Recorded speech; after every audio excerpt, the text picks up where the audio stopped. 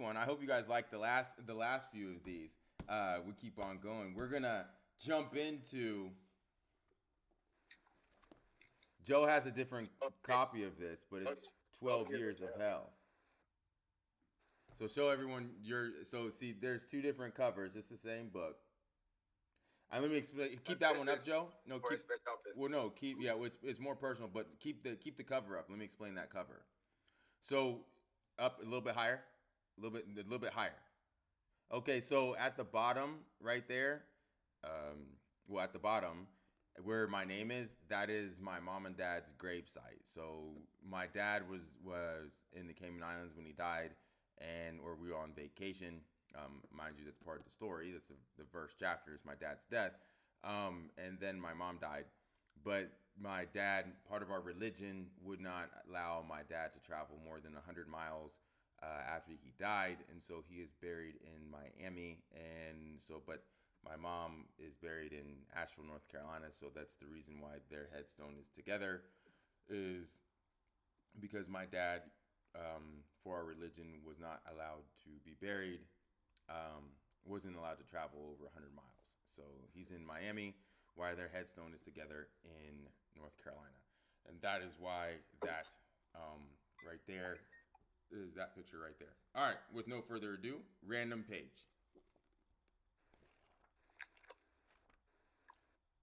216, 217. I'm there. All right. The other major thing is I got a phone call. I got a phone call from Chicago from a bank, and they told me I had another 300,000 and send me the trust paperwork. I read it. I understood it. I could comprehend it, but I didn't quite grasp what it meant. There was a clause I didn't quite get.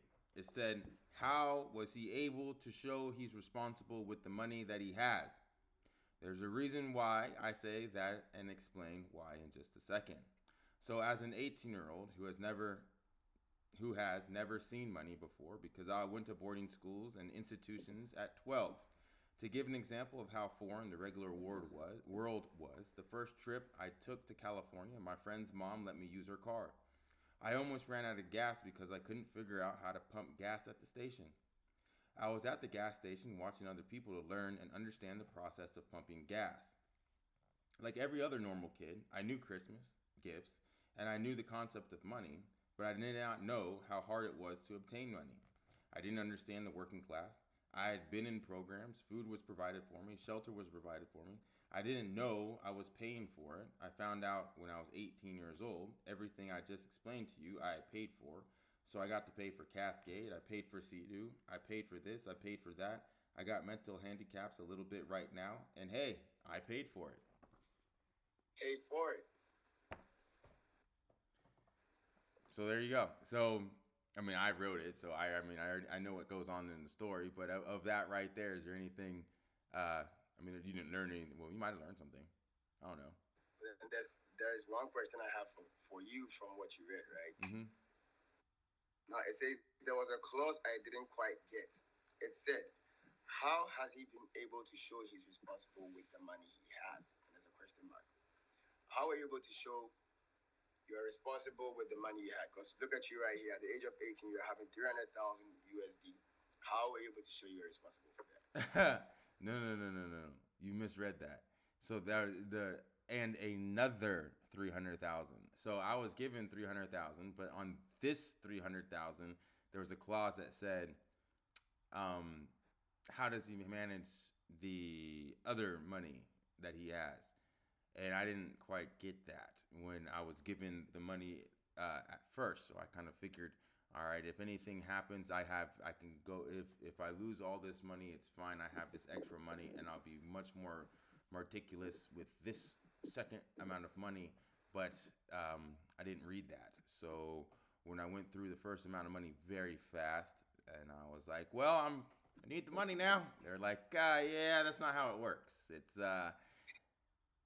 you didn't read this part right here. How do you manage the money you have? So, Eric, where's the money that we just gave you?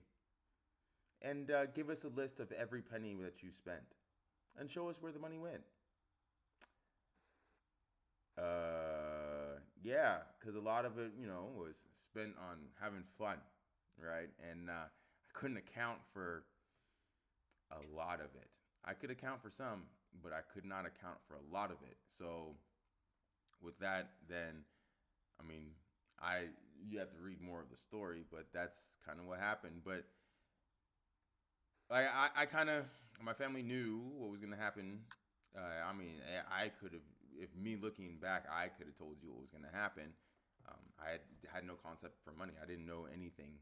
Like I literally going to the gas station in Ghana, you got the people that pump the gas for you. But imagine like you've been to a gas station before, even though you don't drive, right? Imagine when I got out, I hadn't been to a gas station literally since maybe I've been to like 3 gas stations since 12, Mhm. right? So I mean, when I was at boarding school, yeah, I'd go to maybe a gas station at home, but how often did you pump the gas just to drive me from the school to home? I didn't really need to go to a gas station, right? Unless just randomly needed to fill up the tank. So I never really, I didn't I Your could mother I knew well I knew how to start a fire with my hands, but come to normal stuff, hey, I have no idea. So that actually answers the question of how you were able to show. So how were you able to prove to the bank I couldn't. that you couldn't? Mm-mm. So That's then, what I'm asking. So that was you failed at that time, right? well, that's what I'm saying. Yeah, I failed 110%. I failed. That first, I was given 320 something thousand, and I went broke in less than a year. uh, Trying to open up businesses, stores, having a good time, partying, all that kind of good stuff. And then when I went broke and I was like, okay, well, I need some money. They were like, so what'd you do with the money that you had? And I tried to explain it. They're like, count for every penny that you spent, and I But couldn't. And so then it was like, well, Mr. Johnson, um, for lack of better words, you're up shit's creek without a fucking paddle. So now you're I on don't your own. So what they did, it was I mean it's in the book. It was December, my first year out of programs. It was Christmas, um, and they gave me like, I mean there's a whole story behind it, but they gave me like, they paid for a hotel for a week and gave me like 150 bucks and said, if you don't have a job by the end of this, you are 110% on your own. We do not call us. So here I am. I find it. I don't even know where to start looking for a job. I have no idea. That this is all completely foreign to me. I didn't have anyone, any guidance, anything. So then that's like, that is how, like, I called. Um, Turns out later on becomes my family. Right. I call them. I go, like, I didn't have any money, right? I didn't have any money for weed or anything because $170, I was like, man, this is a whole week. I gotta eat, right? So, and I'm not the most wasn't the most from responsible three either. hundred from 300,000 to 250 bucks, right? Well, like 150 bucks to my name, right? And I was grateful for that because if they didn't pay for the hotel and give me that, I was like, I was I had nothing. So I think no, I had $20 because the Filipino guy gave me like $20 or something like that. So I had like $20 for my name. So yeah, no, it was terrible. But end this because this is not a long discussion. You can pick if you want more of the story. Then one, you can read it, right? If for all y'all out there. But two, ask Joe to pick another random page out of here, I'm and we sure. will go I'm more pick, into it. But no, we're I'm done. pick another, right?